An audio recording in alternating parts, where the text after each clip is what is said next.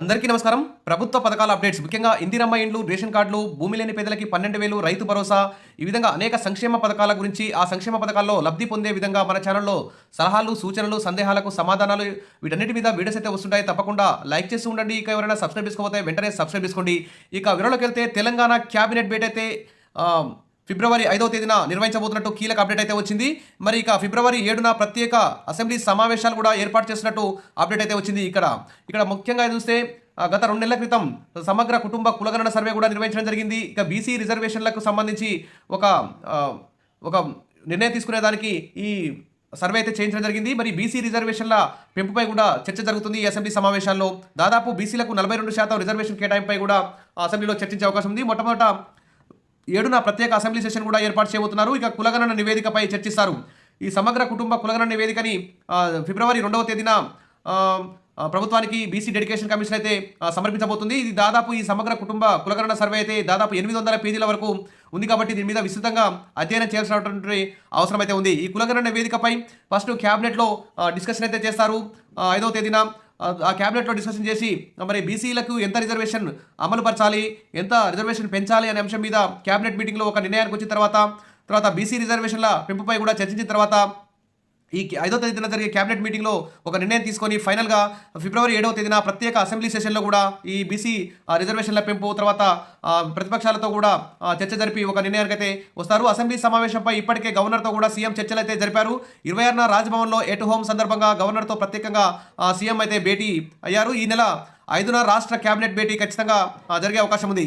మరి దీంట్లో చూస్తే ముఖ్యంగా మరి ఇప్పటికే సర్పంచి పదవీకాలం ముగిసి 1 ఇయర్ అయింది. ఎంపీటీసీలు, జెడ్పీటీసీలు పదవీకాలం కూడా ముగిసింది.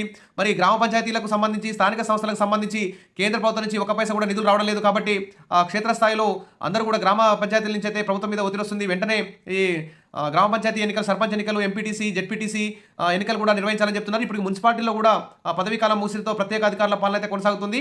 కాబట్టి వరుసగా ఎలక్షన్లు అయితే జరుగుతున్నాయి. మరి ప్రభుత్వం అయితే ప్రస్తుతం ఇందిరమ్మ ఇండ్లు, రేషన్ కార్డులు, రైతు భరోసా, భూమి లేని పేదలకు 12,000 ఆర్థిక సాయం పథకాలు అయితే మధ్యలో ఆగిపోతున్నాయి. ఎన్నికల కోడ్ కూడా ఎమ్మెల్సీ ఎన్నికల కోడ్ ప్రస్తుతం నడుస్తుంది. మరి ఈ పథకాలు అమలవుతాయా లేదా మరి తెలంగాణ ప్రభుత్వం రేపు క్యాబినెట్ మీటింగ్లో కూడా ఒక క్లారిటీ ఇవ్వాల్సినటువంటి అవసరం ఉంది. ఎలక్షన్ కమిషన్ నుంచి ప్రత్యేక పర్మిషన్ తీసుకొని ఈ 4 పథకాలని ఇందిరమ్మ ఇండ్లు, రేషన్ కార్డులు, భరోసా, 12,000 ఆర్థిక సాయం సంబంధించి అమలు పరిచేలా చర్యలు కూడా తీసుకోవాలని చెప్పేసి ఆశా వాళ్ళందరూ కూడా కోరుకుంటున్నారు. ఇప్పటికే ఆలస్యమైంది. చాలామంది కొత్త అప్లికేషన్లు పెట్టారు. కొత్త అప్లికేషన్లు, పాత అప్లికేషన్లు అన్ని కలిపి ఒక ఫైనల్ లిస్ట్ పెట్టి ఎలక్షన్ కమిషన్ పర్మిషన్ తీసుకొని ఈ పథకాలను యథావిధిగా ఆలస్యం చేయకుండా అమలు చేయాలని చెప్పేసి ప్రభుత్వం అయితే చూస్తున్నట్టు తెలుస్తుంది. ఇక 10th ఎగ్జామ్స్ లోపే సర్పంచ్ ఎన్నికలు సాధ్యమా? మరి 5వ తేదీన క్యాబినెట్ మీటింగు, 7 నుంచి 7వ తేదీన అసెంబ్లీ ప్రత్యేక సమావేశం నిర్వహించి మరి రిజర్వేషన్ల ఖరారుకు ఎంత సమయం పడుతుంది, న్యాయపరంగా మరి సమగ్ర కుటుంబ సర్వే మీద ఎలాంటి చర్యలు తీసుకోవాలి, ఈ సమగ్ర కుటుంబ సర్వే నివేదికని హైకోర్టు కూడా సబ్మిట్ చేయాలి. మరి హైకోర్టు ఏమంటుంది, తర్వాత దీని మీద ఫిబ్రవరి లాస్ట్ వీక్లోనే, మార్చి మొదటి వారంలోనే సర్పంచ్ ఎన్నికలను నిర్వహించడంపై కూడా ఒక క్లారిటీ తీసుకొచ్చే అవకాశం ఉంది. తర్వాత కులగణనపై జాతీయ స్థాయిలో ప్రశంసలు అయితే వచ్చాయి. అతి తక్కువ కాలంలో అతిపెద్ద సర్వే నిర్వహించినట్టు ఒక రికార్డు కూడా ఇక్కడ నెలకొన్నట్టు సీఎం అయితే చెప్పారు. మొత్తానికైతే మరి రాష్ట్రంలో మార్చి 21వ తేదీ నుంచి 10వ తరగతి పరీక్షలు అయితే ప్రారంభం కానున్నాయి. ఈ నేపథ్యంలో మార్చి 2వ వారంలోపే మరి సర్పంచ్ ఎన్నికలు, ఎంపీటీసీ, జెడ్పీటీసీ ఎన్నికలు పూర్తి చేయొచ్చా అని సీఎం రేవంత్ రెడ్డి అధికారులను ఆరా తీస్తే ఖచ్చితంగా పూర్తి చేయొచ్చు అని చెప్పేసి అధికారులు అయితే చెప్పినట్టు తెలుస్తుంది. దాదాపు మార్చి మొదటి వారం లోపే ఈ సర్పంచ్ ఎన్నికలు పూర్తి అయ్యే అవకాశం ఉంది.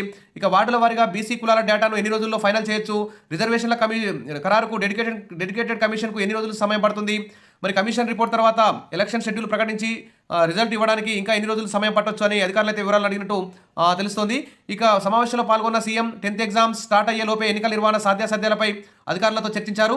కాగా కులగణన రిపోర్టు సబ్ కమిటీకి అందిన వెంటనే మంత్రివర్గ సమావేశం ఏర్పాటు చేసి ఆ రిపోర్టును ఆమోదించనుంది. కాబట్టి 5వ తేదీన ఆమోదించి 7వ తేదీన ప్రత్యేకంగా చర్చ జరిపి బీసీ జనాభా లెక్కలకు సంబంధించి వారం రోజులు టైం పడుతుంది. ఆ సర్వే రిపోర్టు డేటా ఆధారంగా ప్రతి గ్రామం, వార్డుల వారీగా బీసీ జనాభా ఎంత ఉందోనని లెక్కలు తీయాల్సిన తర్వాత పంచాయతీరాజ్ శాఖపై ఉంటుంది. మరి బీసీ జనాభా ఫైనల్ చేసేందుకు ఎన్ని రోజుల సమయం పడుతుందని అధికారులు అయితే సీఎం అయితే అడిగినట్టు తెలుస్తుంది. ఇక రిజర్వేషన్ల ఫైనల్కు మరో వారం సమయం పట్టే అవకాశం ఉంది. 10th ఎగ్జామ్స్ లోపే సర్పంచ్ ఎన్నికలు సాధ్యమవుతుందని చెప్పి అధికారులు అయితే చెప్పారు. ఇక బీసీ జనాభా లెక్కలను హైకోర్టు కూడా సమర్పించాల్సి ఉంటుంది అనే చర్చ కూడా సమావేశంలో జరిగినట్టు సమాచారం. మరి కోర్టు అనుమతితోనే బీసీ రిజర్వేషన్లు ఫైనల్ చేయాల్సి ఉంటుందని న్యాయ నిపుణులు కూడా సూచించినట్టు సమాచారం. ఇక రిజర్వేషన్లు ఫైనల్ అయిన తర్వాత 3 వారాల్లో ఎన్నికల ప్రక్రియ పూర్తవుతుందా కాదా అనే దాని మీద కూడా క్యాబినెట్లో చర్చిస్తారు.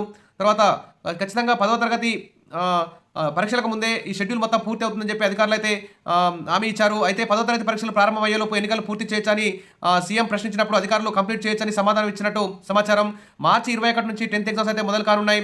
మరి ఇంటర్ పరీక్షలు ప్రారంభమయ్యే లోపల ఈ సర్పంచ్ ఎన్నికలు, ఎంపీటీసీ, జెడ్పీటీసీ ఎన్నికలు కంప్లీట్ చేస్తే బాగుంటుందని చెప్పేసి ప్రభుత్వం అయితే ముందుకు పోతున్నట్టు తెలుస్తుంది. ఇక మార్చి దాటితే మళ్ళీ మే, జూన్ వరకు కూడా ఎలక్షన్ జోలికి పోయే అవకాశం లేదు కాబట్టి ఖచ్చితంగా ఫిబ్రవరి 2వ వారంలో నుంచి స్టార్ట్ చేసి మార్చి మొదటి వారం లోపే ఈ స్థానిక సంస్థల ఎన్నికలు మొత్తం కంప్లీట్ చేసే అవకాశం ఉన్నట్లు తెలుస్తుంది. ఇంకా రేపు క్యాబినెట్ మీటింగ్లో మరి ఇందిరమ్మ ఇండ్లు, రేషన్ కార్డులు, ఇతర అంశాలపై కూడా ఒక క్లారిటీ ఇవ్వాల్సిన అవసరం ప్రభుత్వం మీద ఉంది. ఎలక్షన్ కమిషన్ పర్మిషన్ తీసుకోవాలి. ఎందుకంటే మళ్ళీ ఎలక్షన్ కోడ్ వస్తే ఈ పథకాలు మొత్తం ఆగిపోతాయి. ఈ పథకాలు ఆగిపోతే కూడా మరి ప్రభుత్వానికి మరి ఎక్కువ సర్పంచ్ సీట్లు, ఎక్కువ ఎంపీటీసీ, జెడ్పీ సీట్లు గెలవాలంటే కష్టమవుతుందని చెప్పేసి కూడా ప్రభుత్వం ఆలోచిస్తున్నట్టు తెలుస్తుంది.